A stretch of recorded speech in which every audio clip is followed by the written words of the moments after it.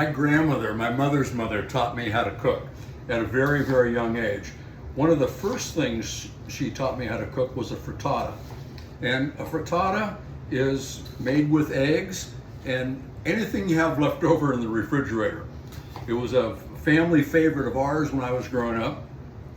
My grandmother was Italian. She's a great cook. And I love making frittatas, and we're gonna make one today. And I think Harrison Ford made frittatas kind of popular, almost famous, in a movie that he was in, where he talked about just that. The frittatas are what you make with everything that's left over. And it's a wonderful food, it's a healthy food, and we're gonna have a little fun making one today. I couldn't help but notice that as everybody else who goes to the store and cooks in our district and across the country, prices are really up for food. And egg prices are higher today than they were a year ago. And we went through in the last 3 or 4 years, we went through a big hassle with eggs because of the avian flu. And now the egg population or production has caught up, but the prices have really gone up, as has everything else. And we'll talk a little bit about that. But I think it's just important to note that this big ugly bill that was passed a couple of weeks ago, signed into law, so technically now it's the big ugly law, has impacted grocery prices, food prices, and food accessibility for a lot of people in our district and across the country. The food security programs that were cut by the big ugly law impacts veterans terribly so, as it does seniors, kids, and everybody else. Well, we just chopped these onions. I'm going to start sauteing those. I chopped these onions, and now I'm going to put them into a cast iron frying pan and saute them a little bit. I have mushrooms that I chopped earlier sauteing in this cast iron frying pan. One thing we have in the refrigerator is the zucchini.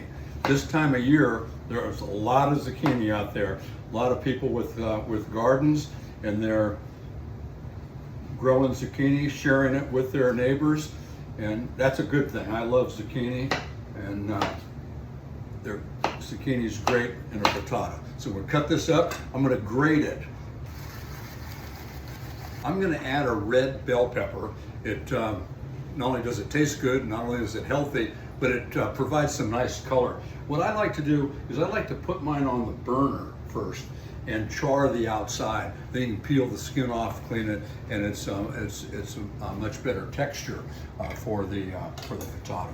I like to add fresh herbs to my frittata and just about everything else I cook. But I grow herbs in the yard, and it just adds so much flavor, and it absolutely enhances whatever it is you're cooking. It's less expensive to grow them than it is to buy them at the store. You know, as I said, the prices at the grocery store have really gone up. I hear it from constituents all the time. When I see them in the grocery store, when I see them at different events in the district, and I hear about it, my emails and my phone messages into the office. Okay, I'm a big believer in garlic.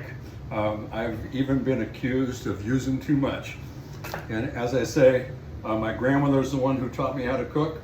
She was a big fan of garlic. A lot of the dishes that she taught me are from her Italian heritage. And when I was a kid, we had one of her meals every week, and we kind of rotated. We always have spaghetti. She taught me how to make spaghetti sauce. We always had risotto, and we always had polenta. And those are considered kind of fancy dishes. But the truth of the matter is, you know, it was spaghetti, it was rice, and it was cornmeal.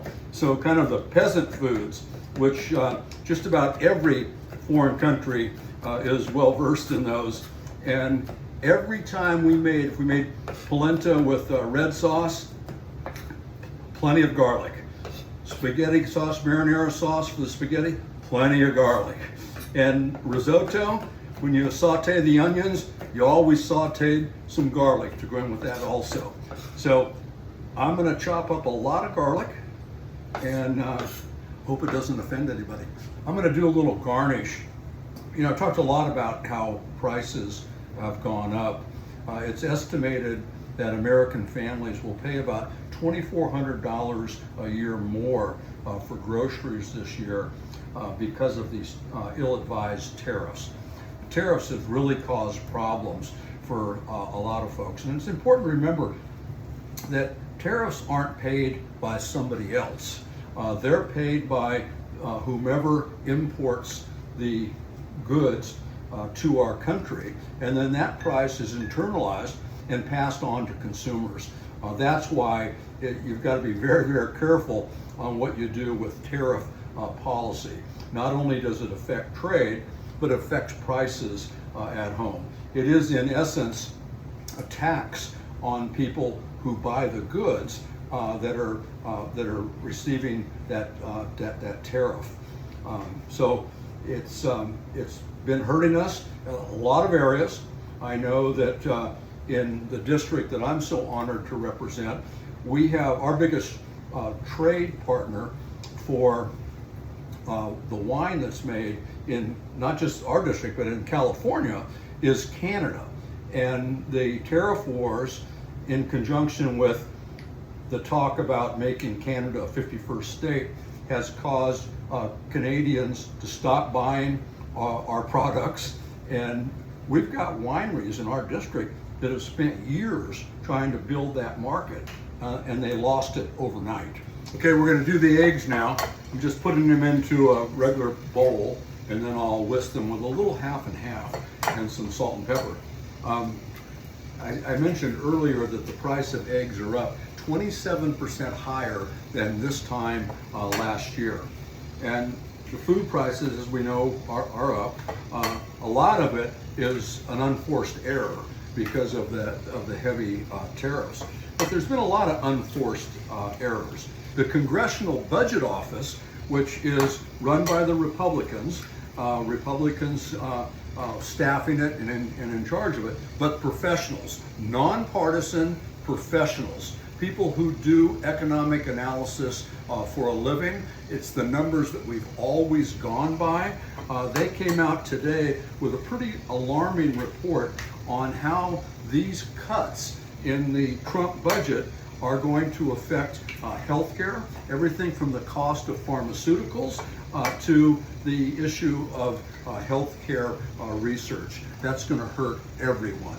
And the real sad thing, and I don't know that it's gotten a lot of mention in the discussion about the Big Ugly Law, previously the Big Ugly Bill, is that this was all done in part to give a huge tax cuts to people who don't need the money in this current economic environment. These are the same people who've been crying alligator tears for the last 4 years talking about the national debt, and then they turn around, give tax cuts to people who don't need it, and add almost $5 trillion to the debt to do it. And now they've come back and said that they're going to, they're worried about the costs and about inflation, etc. So they passed this rescission bill. They actually clawed back funding that was agreed to in a bipartisan manner. They clawed back money from public broadcasting, and for us in rural areas, this hits us really hard, because that's where during an emergency, rural folks get access to information. Where to evacuate if there's a fire, if there's an earthquake, or there's a flood. This is going to hurt our area a great deal. And that, coupled with the Medicaid cuts that are going to close clinics and close hospitals and restrict healthcare services, more so to people in rural areas than other areas, we're taking it on the chin. Okay, I'm going to transfer the frittata from the top of the stove to the oven. I've got it set at about 350. I'm going to put it in there a while.